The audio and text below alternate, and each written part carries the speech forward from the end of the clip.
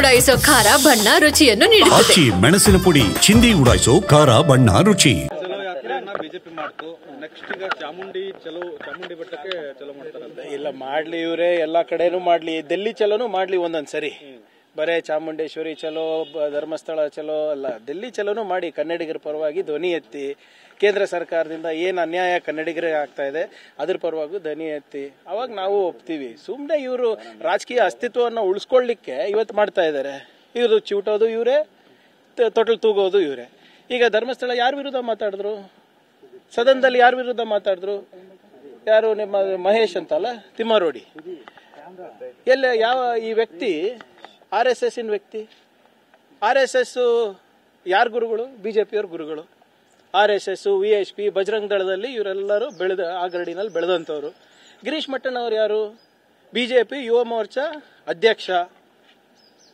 ಬಿಜೆಪಿಯ ಅಧಿಕೃತವಾದಂಥ candidate sir. Gurmitkal ಕಾನ್ಸ್ಟಿಟ್ಯೂನ್ಸಿನಲ್ಲಿ ಬಿಜೆಪಿ ಬಿ ಫಾರ್ಮ್ ತಗೊಂಡಿದ್ದಾರೆ.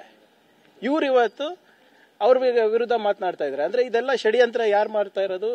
ಬಹಳ ಸ್ಪಷ್ಟವಾಗಿ ನಿನ್ನೆ ಹೇಳಿದ್ದೀನಿ, ಇದು RSS ವರ್ಸಸ್ RSS. ಅದಕ್ಕೆ ಇವತ್ತು ಆ ಜಗಳವನ್ನ ಇವತ್ತು ಸರ್ಕಾರದ ಮೇಲೆ ಹಚ್ಚಲಿಕ್ಕೆ ಪ್ರಯತ್ನ ಮಾಡ್ತಾ ಇದ್ದಾರೆ. ಬಿಜೆಪಿ ಅವರಿಗೆ ಪಾಪ ಗೊತ್ತಾಗ್ತಾ ಇಲ್ಲ ಯಾವ RSS ಬಣಕ್ಕೆ ಹೋಗಿ ಕೈಕಾಲು ಬೀಳ್ಬೇಕು ಅಂತ.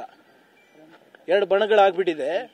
ಯಾವ ಬಣಕ್ಕೆ ಕಾಲ್ ಬಿದ್ರೆ ನಮ್ಮ ಕುರ್ಚಿ ಉಳಿತೇವೆ ಅಂತ ಅವರಿಗೂ ಅರ್ಥ ಆಗ್ತಾ ಇಲ್ಲ. ಅದಕ್ಕೆ ಚಾಮುಂಡೇಶ್ವರಿ ಚಲೋನು ಮಾಡ್ತಾ ಇದ್ದಾರೆ, ಧರ್ಮಸ್ಥಳನೂ ಮಾಡ್ತಾ ಇದ್ದಾರೆ. ಏನ್ ತಪ್ಪೇನಿದೆ? ಈಗ ಚಾಮುಂಡೇಶ್ವರಿ ಚಲೋ ಇದರಲ್ಲಿ ಯಾರು ನಿಮ್ಮ ಭಾನು ಅವರಿಗೆ ಮಾಡೋದ್ರಲ್ಲಿ ಹಿಂದೆ ನಿಸಾರ್ ಅಹಮದ್ ಅವರು ಇದ್ರು, ಅಬ್ದುಲ್ ಕಲಾಂ ಆಜಾದ್ ಅವರಿಗೂ ಇವರೇ ಕರೆಸಿದ್ರು, ಅವ್ರು ಬರ್ಲಿಕ್ಕೆ ಆಗಿಲ್ಲ. ಅವಾಗ ಅವ್ರು ಮುಸಲ್ಮಾನ್ ಅಂತ ಕರೆಸಿದ್ರ ನೀವು, ಅಥವಾ ಅವ್ರ ಸಾಮರ್ಥ್ಯವನ್ನು ನೋಡಿ ಕರೆಸಿದ್ರ? ಅವರ ದೇಶಕ್ಕೆ ಇರ್ಬೋದು, ಸಮಾಜಕ್ಕೆ ಇರ್ಬೋದು, ರಾಜ್ಯಕ್ಕೆ ಇರ್ಬೋದು, ಏನು ಕೊಡುಗೆ ಕೊಟ್ಟಿದ್ದೀರಾ ಅಂತ ನೋಡ್ಬಿಟ್ಟು ಕರೆಸಿದ್ದ.